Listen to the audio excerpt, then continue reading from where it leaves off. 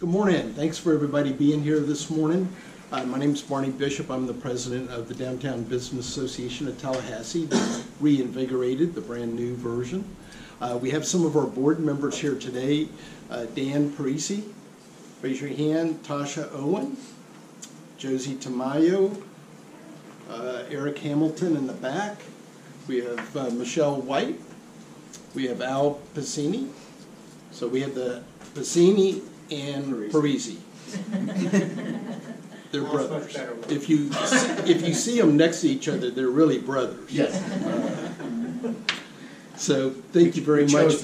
We chose to spell our names differently. Yeah, there you go. Although I actually combined them at one time, sort of like my square pants comment from last meeting, which I'm still trying to live down. Cheryl Horn is also on our board member, and she is our host here today at the hotel, so thank you very much. And all of our meetings are here. And then we have Mike Goldstein, who with Petty Cabs, who is also on our board, so thank you very much.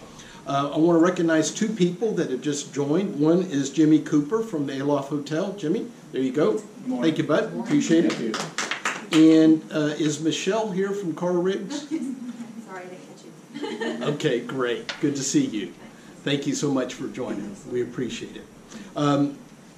So I don't know if you saw the news this morning. Jada Williams, who taped our John Daly meeting and our debate, came by and interviewed me yesterday morning about this program, and you couldn't ask for better publicity. Here's in inside page 3 of the Tallahassee Democrat this morning about road closures, which always means good things. It means construction is starting, so that's good news. And then Carrie Post has also joined, and Carrie is the president and CEO of Visit Tallahassee, and Carrie's going to be a future speaker. So if you go on our website, you'll see that we already have the first 7 months worth of meetings set up. Dan and his program committee have been doing an outstanding job. We'll have the rest of those programs lined up in probably in the next month. So appreciate y'all joining and hope that you will. With that, let me introduce our two guests. Our main speaker is Shawn McIntyre, and he is with North American Properties. He's been in the business for 35 years. This is an absolutely spectacular project. It's absolutely gorgeous, and we're really looking forward to seeing it. And then we have Lindsay Magora, who is the project manager here in Tallahassee, and I think many of you know her already. So with that being said, Shawn, let me turn it over to you, sir. This business 35 years. I grew up overseas. My father was career CIA, so I grew up in Lisbon, Manila, Athens, and London, and kind of got a diverse cultural background. But being the last child of 4 with retired parents, I graduated high school on a Friday and was in boot camp in Great Lakes, Illinois, the U.S. Navy. On Tuesday morning at age 17, turned 18 in boot camp, and they didn't outlaw hazing in those days. So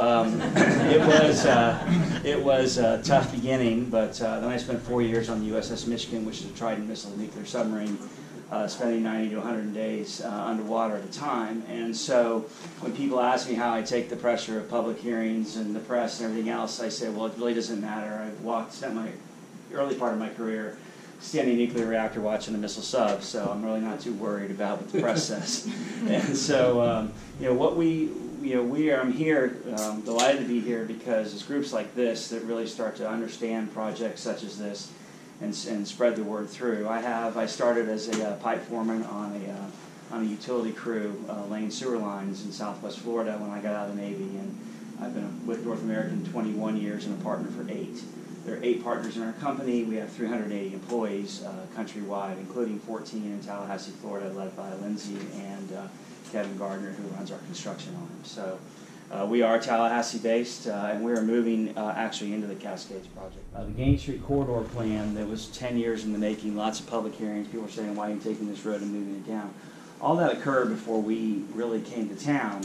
And then Gain Street was improved, basically from the stadium to Cascades Park, water, sewer, regional storm water, etc., and entitlement by right. And what that was the community, through, maybe not everybody agreed, but through a long series of design, and some of you probably were part of that, Bill might have been, that it's what it does is it's kind of set the stage for this warehouse district that had contaminated soils and a lot of closed, urbanism came around it, and it set the stage for combining the students in.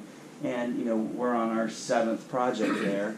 What we've done is we started with this project here, which is the deck, which is the city actually purchased that property, decontaminated all the soil because of the industrial use, and came into town. And since January of 2013, we have steadily influxed into the economy between $1 million and $1.5 million a month.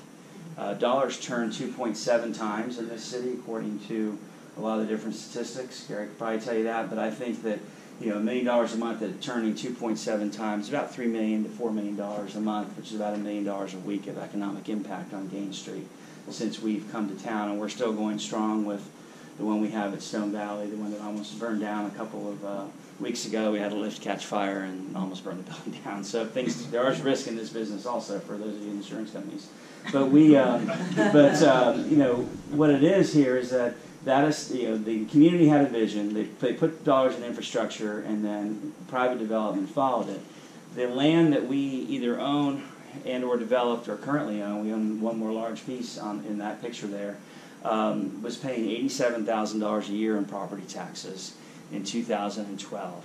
Right now that number is a little over $2.5 million a year in property taxes. So does growth, and we paid all our water and sewer impact fees. We improved streets, we undergrounded power. So, and was there a CRA award on the first project? Yes, there was. It was $2.5 million over a period of 4 years. And the way the CRA works is that you, as a developer, invest the money. The property appraiser reappraises your property. You pay your tax bill, and then you get a portion of it back. The misconception is that when a developer's awarded a CRA award, he picks a check up on the way out of the commission hearing. Well, that's not true. We have to invest the money first, prove that we've done what we said we were going to do, get reassessed, pay our tax bill, then we get a portion of it back. So that's how the CRA works. And what it did is it allowed that tax base to go from that 87 to $2.5 million, which this is in the South Side District. And the reason the CRA has the funding to do a lot of the stuff on South Monroe is because they're now reaping the benefits from the property taxes being paid by me on Gain Street. So it works. It's an economic formula, heavily misunderstood, probably not explained well, but it's not an easy concept to explain when you also have the other side. So we've been working on Gain Street really since 2011, broke ground in 2013, and are still going strong. One of our biggest success stories, or two of them, one was the old red radiator shop on Gain Street, which was JD. We actually moved him to where he is now. Lock, stock, and barrel, pretty much picked up everything and moved him. The other thing that we did is, and it's probably the biggest success story in town, is that a lot of businesses on Gain Street sold out. Romac Lumber sold. A lot of people just sold. The families that owned it or whomever else owned it, finally the economic pressure on them came to the point where they said, look, our land's worth more than our business. Hamilton Dowling, at 82 years old, kicked a lot of developers out of his office that came in with deposit checks and big contracts that wanted his property that sits right here, where J.H. Dowling used to be, is now a project we have called The Edge. But his son Jim, who probably some of you know, and I discussed that, and Hamilton, J.H. Dowling is one of the largest suppliers to the DOT for road and bridge parts. Not many people know that, in addition to all their whole lumberyard business. And they had 12 employees. Over 6 or 7 of them have worked with them since the 70s and 80s. And Mr. Dowling did not want to go out of business, but Jim, his son, knew that student housing pressure was significant. So what we did is, instead of the Dowlings would not sell outright, but what I did is I went out to where they are now, which is at Jackson Bluff and Chipley, across from the city bus depot. We found that 6 acres for them, which was a closed Department of Children and Families building and an old mechanic shop, rehabbed all of that stuff. We basically picked up J.H. Dowling, AMWAT helped us, and we moved every single piece of J.H. Dowling from Madison Street out to Chipley. And what I did is I built that lumberyard. It's provision in the tax code for your attorneys and accountants here, 1031 tax-free exchange. I basically built a lumberyard, and I owned a lumberyard. The Dowlings owned a lumberyard on Madison Street. So instead they bought that property in 1954 for $14,000. So I paid them $3.8 million for their property. They'd had to send $1 million to Washington, D.C. on a capital gains rate of about 26%. But when you have a like-kind exchange, you don't pay taxes. So the Dowling's got a brand new facility, Allen Shipley, beautiful facility, corporate offices, 6 acres instead of 2, very efficient. Jim's told me his business has almost doubled since he moved. We didn't send $1 to Washington. We kept all that money locally in the economy, and we built the edge and changed the property taxes there from $62,000 a year to about $400,000. So, you know, there are success stories, and, you know, developers are painted, you know, in the Darth Vader picture. So, you know, but really not when you get to know us. So there's downtown Tallahassee. Everybody's familiar. The yellow square, of course, is the Cascades Project, which was acquired through a very long, lengthy series of trades between FSU, the state of Florida, the city, the CRA, you name it, they were involved. There were some title issues, as there are with many old pieces of property that, you know, come from the plats that were recorded in the late 1800s. Lindsay suffered through a lot of that with our attorneys, and but we were able to get clear title, and we closed on that. One of the things that this aerial clearly shows, if you look here in the legend, and all of these are available. If you give Lindsay your card, she'd be happy to send you anything I show up here today. It's all been public record. And so we can put this on our website? Yes, sir. You can do whatever you want with it. Keep my logo on it. So you can put yours over here if you want. But you know, so that's 35,000. This is U.S. Census data. There's 35,000 people working here. There's really no place for them to live. You do have the condos. I actually own a 3-bedroom, 2-bath condo here. That's where I stay. I'm here every other week for 3 or 4 days because our projects are down there. I have a southern-facing balcony, so I can call my superintendents and say nothing's moving. So the property there, though, you know, the 5 acres that's there. You know, basically in other urban cities, we have done this as a company where, you know, everyone says the 18-hour downtown doesn't work, it's too cliche, it's planar nirvana, it's this, that, and the other, but that's not really true. What we're seeing is the trends of the United States, especially in the young professionals, is they don't necessarily want to move out yet and mow grass and have the McMansions and half-acre lots. Those are fine subdivisions for people that want to live there, but more of the trend is reurbanization. People are tired of cars.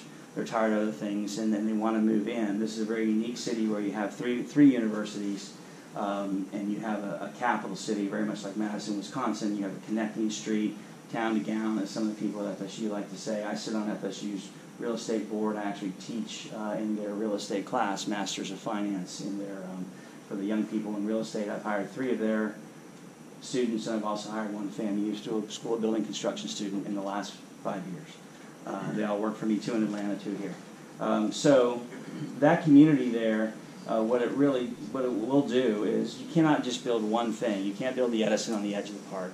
You can't build a Walgreens at 2 6-lane highways. That's not an 18-hour community.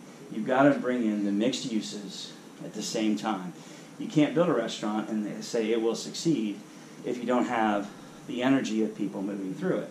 So when there's 35,000 people working down here, and I have 174 apartments, it doesn't take rocket science to do the math. I need about less than 1% of the people that work here to decide to live here.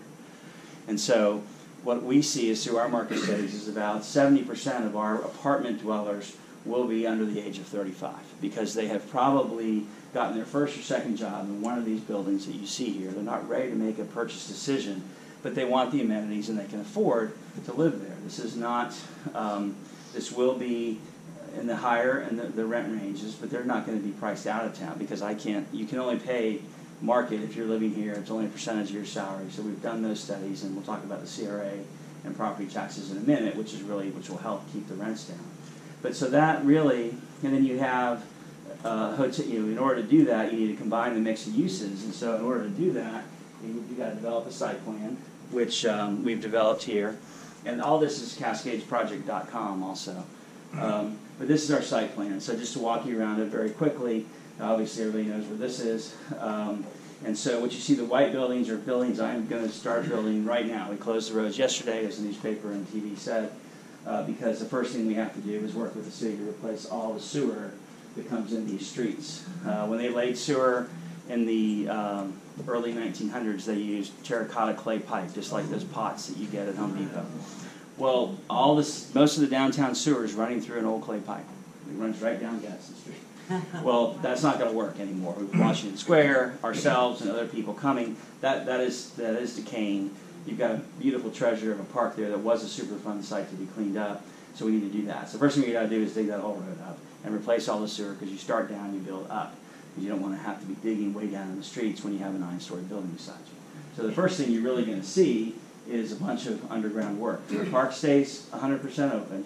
There's parking over here at DOT. It's going to be a little tough for a while when there's parking, but blocks of it is closed, but this sidewalk is still open. The whole promenade will be open until we start these buildings, and we're going to move about probably 15 feet into the promenade. And then this will actually be enhanced so we can get access down there, because we worked with the TDC. We met yesterday with Ashley Edwards and Steve Schaefer, who's Ashley Edwards runs Parks and Rec. Steve Schaefer's a city engineer, to make sure that all of the access would occur, that we would impact park events as little as possible. We do have an agreement with the city that says we'll open these roads when they have to back semi-trailers in order to have the ticketed events or larger events like Word of South and that sort of stuff. So we're working closely with the city in doing that. So what's on this site plan? Well, first of all, let's start with this building number 3. That's the old WPA building. It was built in 1939. There's a plaque on the side of it.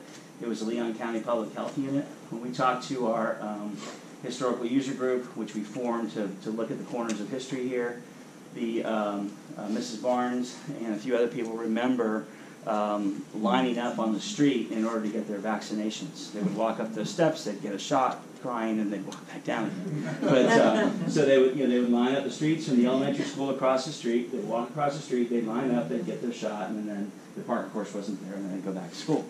And so a lot of people remember that. Unfortunately, in the days of segregation, there was the black children lined up on one day, and the white children lined up on the next day. And that's kind of what brought history into here. This was the first school, Carolyn Brevard. It's on the National Historic Register. It's beautiful. There's the waterworks, the first municipal water service in the city. We actually have that under contract. We'll be closing with the city and the county in a couple months. And I'll tell you about that in a minute. There used to be the jail here, which we'll talk about, and then there was the health unit, and there was the power plant down here. So this is really very steeped in history for Tallahassee. I call it the four corners of history, because you've got education, municipal services, waterworks, healthcare, civil rights in the jail, and power. That's really where Tallahassee started. It's really, and then this became the Smoky Hollow area, which has a beautiful memorial up here. If you haven't seen it, you've all driven by it, but if you stop and look at the pictures and the other things there, it's a very interactive, great display. But what has happened here, the jail. We'll talk about the jail and the trees, because those are the tough points. But the jail, the jail was there in 1963. Patricia Stevens and a bunch of students were arrested at the McCrory's counter on Monroe Street, and they were incarcerated there. They were FAMU students, most of them. And instead of posting bail, they chose to serve time in the jail. They served time in that jail. Patricia Stevens, her name was Patricia Stevens at the time, she wasn't married, wrote letters to Martin Luther King, and they snuck them out through one of the guards. Those letters are actually in the Florida Archives, just a couple streets over. We got copies of those letters and kind of went through them. Her husband, John Dew, was on our historical user group, as was Reverend Steele, the son, Reverend Steele. He was also a reverend in Lakeland. He's retired now. But he was incarcerated in that jail. He was the youngest student arrested. He was 17 years old. He slept on the floor in the jail that faced Gain Street. And when we walked him through there, he stood there and he looked out the window and he goes, "This is where I slept." And so, very powerful period of time. Unfortunately, when the State Division of Corporations moved in there, they gutted it. Back in the 70s and 80s, remember the old computer floors that were raised. And so they pretty much gutted everything. They took every piece of history out of that jail. The only thing that remained was the tower, the beautiful tiles on the side, which we kept to use them to put back in the historic plaza. And but the foundations and everything really couldn't support it. Plus, the historical user group said that we can honor the civil rights, but there are a lot of bad things that happened in that jail also. And so because that jail kind of sat right here, it was much further south, and this was tight to the corner. The historical user group, that's the historical plaza, and discussed it. And between the curb market and lots of other things we're going to do there on the historical plaza to honor the history, not just a bronze plaque, but a few other things, we did remove the jail at the historical user group's recommendation, and the jail is now gone. There'll be different shelters here. They'll actually have that jail architecture on them, so people will remember that. The lynching memorial has been in the newspaper. A lot of people are saying, why aren't we bringing it to Tallahassee, Leon County right now? The reason is because they're not ready for them to bring them right now. Lindsay's attended a couple of those meetings. We've contacted the museum in Montgomery. They don't even have a program to get those monuments out into the communities yet. So while the editorials may have been premature, the actual bringing of the monument to the city probably is not premature. Why shouldn't it go on the historical plaza? Probably should. So we're going to work with the Montgomery people and the museum, and we're also working with, there's a local group that's been established. Lindsay, can you tell you who they are? Who is it? Oh, well, yeah, it's a faith-based group, so it's about 14 different churches in the area that have come together, and I've only attended one of their meetings, but we'll be working with them. Right. They're not sure what they want to do. They're not sure if they want to bring the monument. They're tossing around a lot of different ideas, so whether or not we all work together to bring it or we do it ourselves at some point, I don't know. Okay, so that's the historic plaza, the WPA, and kind of the history that's going on here. The waterworks, we're going to restore the building. This building's going to be restored in the next 60 to 90 days. We're in for a building permit. We've gutted it. The roof leaked for many, many years. Some of the interior floors collapsed. We've already rebuilt the interior floors. We've ordered historic casement windows to put back instead of just plastic windows. The difference in cost is double, but we've ordered those windows, and this will be our office. We have 14 employees in Tallahassee. The top floor will be the development office, bottom floor will be the construction superintendents. They can actually be right there on their job site. So we're restoring, we could have just put 2 double-wide trailers there and spent $2,000 a month on trailers. Instead, we're spending almost $400,000 restoring that building first. So we made a commitment to the community to restore the building, and I thought it was the right thing to do it first. These are the apartments, 160 apartments. These are townhomes, 14 townhomes. This is a 4-story parking garage, but because there's 46 feet of fall from here to here, you won't see the parking garage like the state garages. It'll be subterranean. And there's the apartments again. That's the WPA building. This right here, number 21, is a 154-room Marriott, AC by Marriott hotel. Marriott is very happy to have a flag downtown. While the Duval is a fine hotel, it's not. It's an autograph, which is a Marriott member, but it is not an actual Marriott flag that actually reflects the Marriott flag. They wanted to be in downtown Tallahassee. They've now secured their location. We've been to Bethesda, Maryland multiple times, which is part of Marriott's approval process.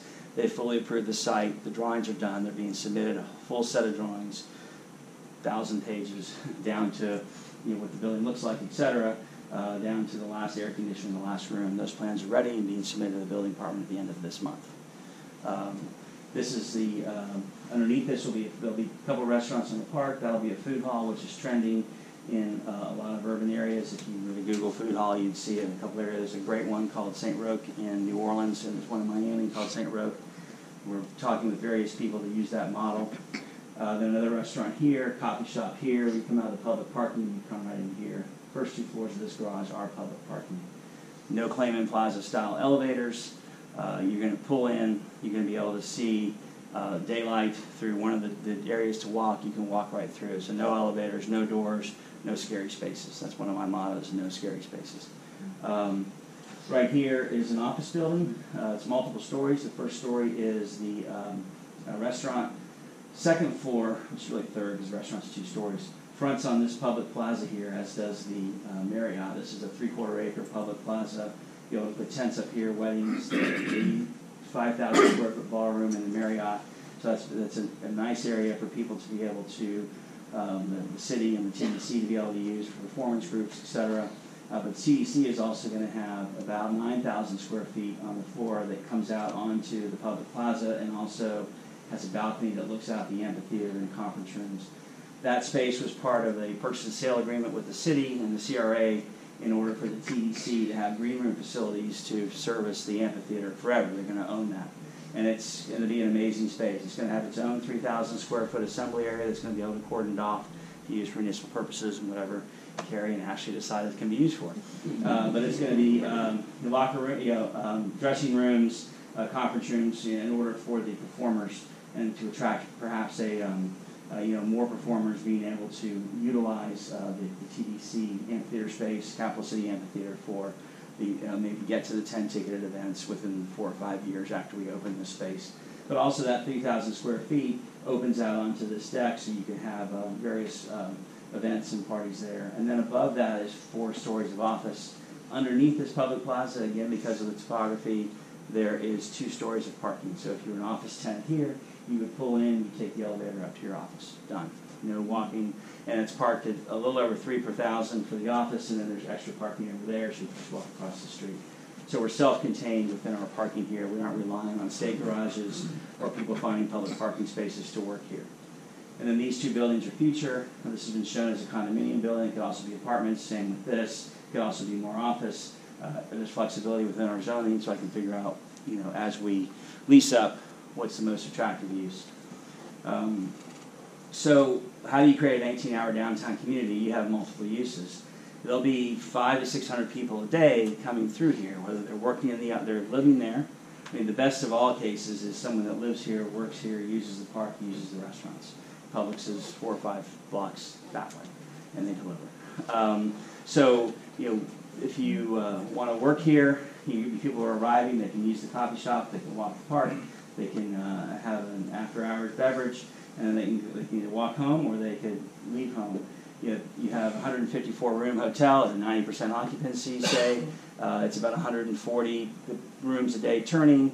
Some of those rooms are double occupancy, so 200 or 300 people moving through the development from the hotel. Then, of course, you have all the employees. Probably 300 people or 200 people moving through the office building, 174 units, some of them at double occupancy, so 300 people there. WPA building, after we vacate, another 40 people working in there. So that's how you get people moving. Then you put the future phases. Now there's 1,000 people a day moving through here. That's how you create an 18-hour downtown community. And then I think that just like CVS across from Walgreens, you create the energy of the corners. And already by the Florida Bar, there's a townhome community being developed. And the state's saying they're going to put some more of these buildings, the Hawthorne building and the Fish and Wildlife, for sale. I think Fish and Wildlife should stay and be converted into lofts, but we'll see. That's how you start that. We did it at Washington Park in Cincinnati. We did it at the 4th Ward Park in Atlanta. Both of those parks were very severely demographically challenged. We were part of the 2 consortiums, Uptown Consortium in Cincinnati and the 4th Ward Consortium in Atlanta. And then here, like on Gaines Street, we weren't the only developer. We were probably the first, other than Collegetown, that really came in. And then here we are here. And I just see the energy starting to build because of the investment, B, the buy-in from Marriott, and then the buy-in from the city. What is the city doing here? We'll get to the economics in a minute, but I'll show you a little bit of what they asked us to do. We've all seen that. It's published in the paper this morning. But this being the office theater, this is the amphitheater support space owned by the TDC. The restaurant's in the bottom. That's the Marriott. That is the residential, and then this is the condos or more office or whatever. But wanting to maintain that view from the amphitheater, as I stated for the logo, up the steps, there'll be a fountain coming down the steps. But if you Google Riverside Park in Cincinnati, you'll see the same sort of thing, a fountain coming down the steps. But they wanted to maintain the Capitol view there. So this is what it will look like. Right now, that's what you see. You can see that the WPA building is here. The trees are gone, and we're ready to start. Now, this video was taken a couple months ago. So let's talk about the trees. I'll just hit the issues head on. The trees, I don't like tearing down trees either. I mean, I had a tree house when I was a kid. I think, though, that if you think about where urban development is important where infrastructure already exists. Infrastructure existed here. You had state buildings, etc. You could have built around the trees, but you wouldn't have had the economic impact the city wanted. We could have built a small hotel and some apartments and stuff around, but the city sent out an invitation. It was their party. We came to their party and said, this is what you want, this is how you do it. One of the things that Cherie Bryant did with the planning department was she went through and said, if you have a hotel with surface parking and stormwater, 174 residents, an office building, restaurants, townhomes, etc., and you took all that by Tallahassee's land development code, you would impact almost 200 acres, 197. We were impacting 5. So this is where it's appropriate. The street trees that will be put back will obviously grow. They're growing on Gain Street. We also paid over $250,000. $250,000 into the city's tree fund, so they can plant more trees. So Don't worry this about is the tree. this is the way the site looks now. That's just kind of that's a straight down site plan view. Again, there's the building we're starting on. Just different views coming through.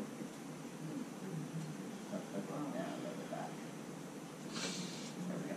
So that is the food hall corner. That is the hotel above. That's the TDC's exterior balcony that's looking out over the amphitheater. Food hall there. I mean, that is what it's going to look like. I mean, we are the hotel drawings are done. I can tell you that's what it shows.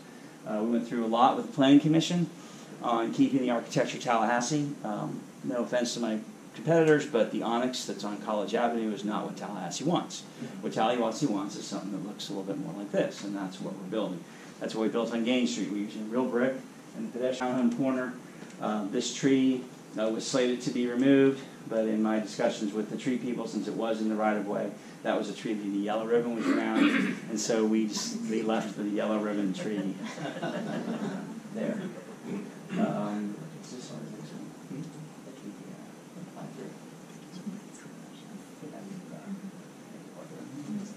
Anyway, there's a fly-through coming through. The lens will make it work. On the hotel themselves, they are, matter of fact, Marriott is in town today. We're going to be with them. That will be the first phase. We're going to build the hotel and the office and the TDC space first, because there's a very large retaining wall that has. This is the hotel. I'll talk while it's going through. There's a very large retaining wall that we're going to be building, kind of like Washington Square is already doing. So this just kind of rolls it through. This is what we took up to Maryland to show Marriott. They can just kind of see. Those are the apartments on the other side. Kind of switch here in a minute and get a little better. So that's the pre-assembly space, and then as you go up, these are rooms with balconies outside, and of course rooms as you go up to the top. You can see on the other side and then that's the rooftop facility that's going to be at the Marriott. It's going to have food service and of course beverages up there. That's the side of the hotel on Gaston Street. That's the ballroom there. These are the above. This hotel is approximately $5 million a year in revenue and a 12% TDC bed tax. That's $600,000 a year into the TDC revenue that they're not receiving right now. So you can see where these start the economic impacts of this project start to add up. That's the pre-assembly space before you go into the ballroom. It's very similar to this hallway out here. And then that is the hotel. That's the corner. The colors aren't exactly right, but you can start to see as the sun goes down, the lights on the building, etc. That's the office building. That's the hotel. Those are the apartments. So then this is coming down Gadsden Street, because we do have quite the, you can see the AC Hotel sign. This is the entrance into the parking there. Then you come down to the corner. You just kind of look at what's going on there. So is there one more on here?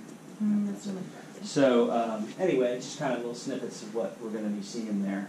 There it is. Advance the next slide. Take the next slide. So that was taken yesterday. Our architects, our designers, everybody are in town. Actually went, 20 of us went, or 20 of them, Lindsay went. I was working. Basketball game last night, and so, FSU won, so that's a great thing. But everyone came down, had a good time at the Clemson game. But today, Marriott's in town. What we did is we precast in the brick into all the different units. We're trying to figure out what's the most appropriate. When you look at a brick sample on a little board at the shop with a designer saying, I want that brick, and someone else says, I want that brick. As the owner, it's like, I don't know what brick I want.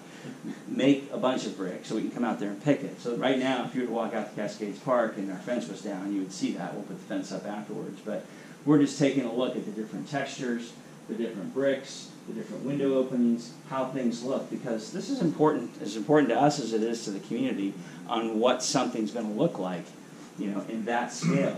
The office building's 7 stories, the apartments are 9 stories. So, this is starting to see the type of construction, how the bricks are going to look, whether it's a sandblasted aggregate or a smooth aggregate, what the tool joints will look like, what the different colors. You can see there's 3 different colors of brick there. If you put them side by side on one each, in a room with fluorescent lighting, you wouldn't know what they look like.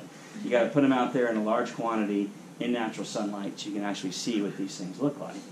And so, we do take pride in what we're trying to do there. So, this was yesterday, and this morning I got a text right as I walked in here. The Marriott is here, and so we're going to be out there looking at that. Again, the WPA building under rehab in the back. When you look at the WPA building, that's the way it looked in 1939. Is that pretty much how you're going to have it look? That's the way it looks right now. There was an old piece of wood right here that had stick-on, I won't keep picking on Home Depot, Lowe's letters.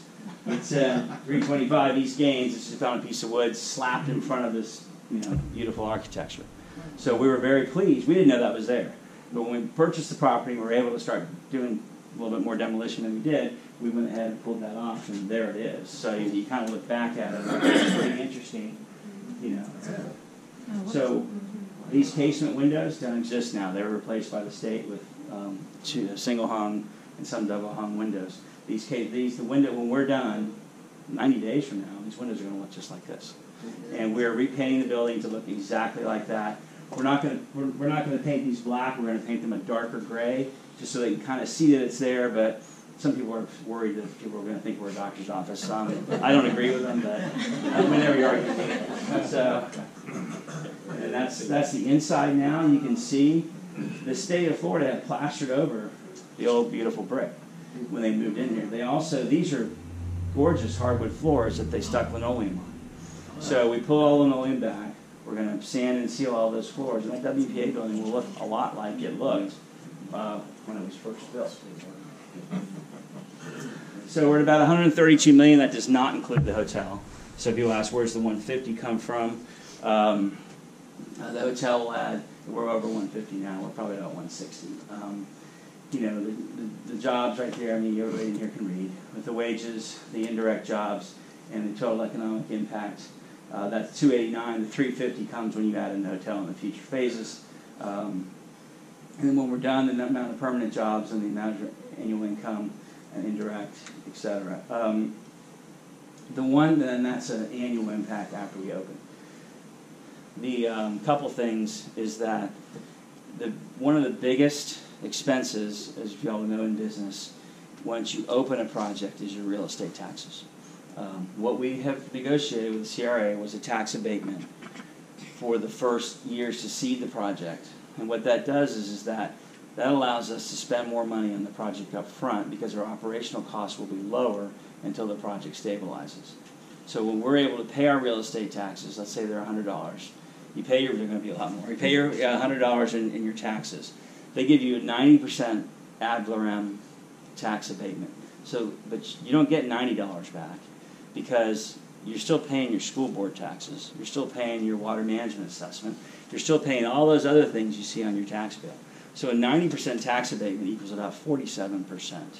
So if I pay $100, I get $47 back, not $90. So you really have to follow that through.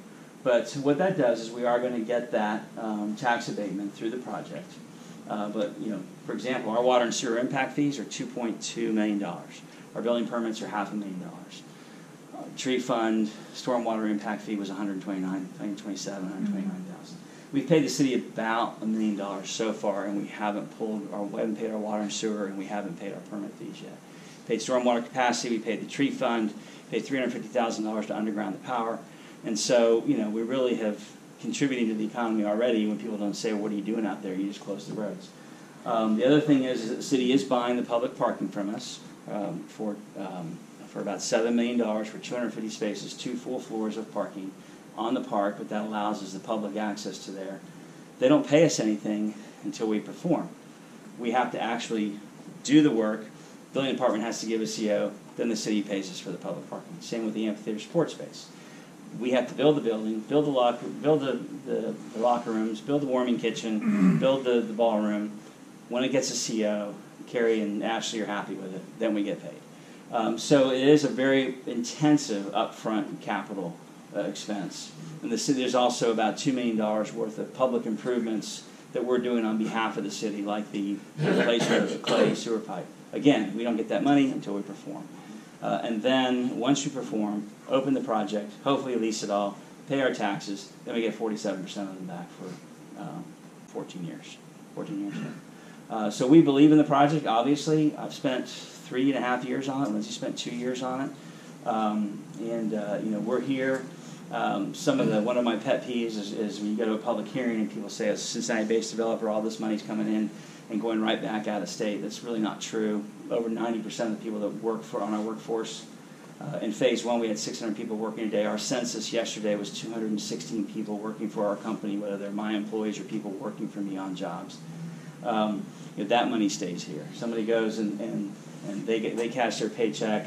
They go somewhere, have a meal, they tip the waitress. Waitress goes and buys groceries, etc.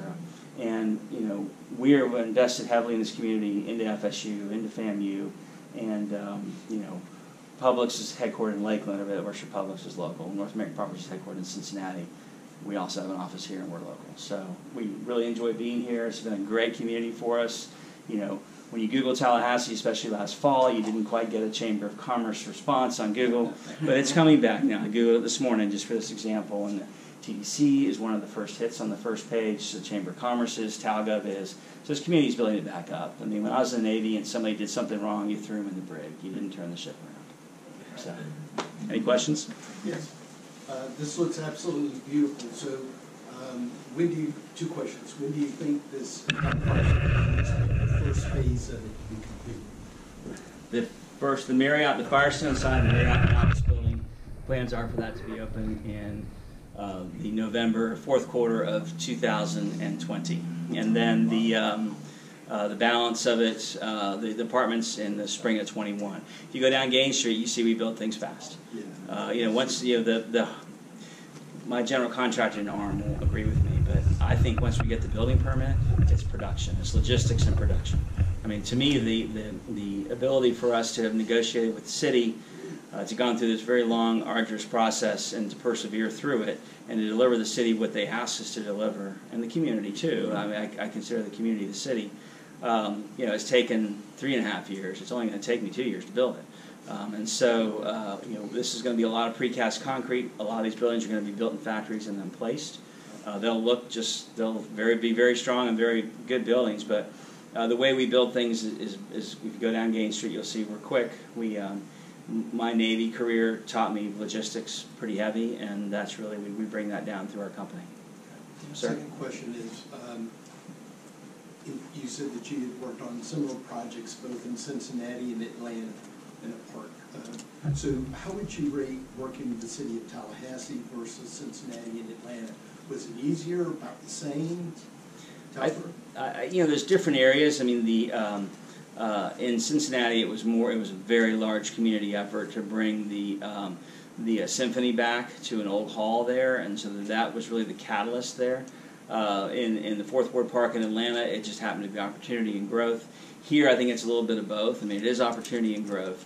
Tallahassee is a tertiary market. There's no way around it, but tertiary markets are much more, a lot of times, a higher quality of life. I mean, your commutes are probably a lot less than they are in Atlanta, would be in Atlanta or Cincinnati. I think the local government here, once you get past the chaff of the politics at the very top end, there's no one better than Wayne Tedder, Karen Jumbaville, Steve Schaefer, city engineer. I don't want to name everybody we deal with, but Kate Daniels, who's our planner who processed our PUD, they are tough but fair, and that's all I ask. Level the playing field. Let us get through it. We've navigated the Tallahassee entitlement waters since 2011. We have stood on our own merit, and I think it shows. So, Bill? Shawn, this is fantastic. What are you going to do with the waterworks? Good question. I've talked to a lot of different people. We don't want to take away from what we're doing at the park, and I think that is a little bit more of eclectic. I'm sure some of you have been through the waterworks, but the waterworks building itself is gorgeous inside. The KCCI study showed that an event space, some sort of space that would be open to the public. If we made it a private office or a private enterprise, people would not get to go through it and see it. I think it would make a fabulous event space. There's a lot of challenges with accessibility. It's on the local historic register, so Melissa Stoller and us have met multiple times. We've talked to Melissa about what we can do in there. We're going to restore it because it's even though the city paid to put a new roof on it, the interior is decaying. First thing I want to do is restore it, and the reason why I want to close on it as soon as I can, there's some title issues again with old plats. There's title issues with the city and the county, but we're working through those. The reason why I want to restore it is because when you're spending $150 million across the street, it's a lot easier to go have somebody go in and work in the waterworks for. I mean, I don't think another developer that wasn't doing that, and the estimate's a little over $1 million to make it habitable with accessible restrooms and maybe a warming kitchen on the back. I'm pretty sure one of our main objectives is to make that event space, is to make that space that's available for rent. We've talked to a couple different there's good parking around it. We're building parking, there's state parking on the garage and north side, so I believe it would be a great event space, for people to, meetings such as this or a meeting. And people are saying, you're building hotels, you're building office buildings, what about the hotels and office buildings that exist? Well, I think this DeSantis is going to expand the government. Scott has had such a strong hold on it for a while. I think government's going to expand. We as a state are back to a heavy growth rate. The economy might dip, but we're still at a heavy growth rate. Tallahassee's maintained a steady growth rate, and I just see things, the event of co-work space. I mean, Domi Station's doing great, but they're busting at the seams, and they're really an incubator space. I see a lot of this space probably going to co-work. So there's a lot of different trends in the industry that are changing, and so I really think that there's room. When people ask me about the Lowe's Hotel in Washington Square, I welcome that type of competition. It's bringing activity back downtown. Excellent. Anything else, sir? What do you anticipate rates for the apartments to be and cost of the townhomes? Oh, the townhomes are for rent also, so it's all for rent. So I build income streams. That's really how we economically. About $2 a square foot. That's about market. $210 a square foot. There's some 3-bedroom, 3-bath luxury units on the corners looking out at the park.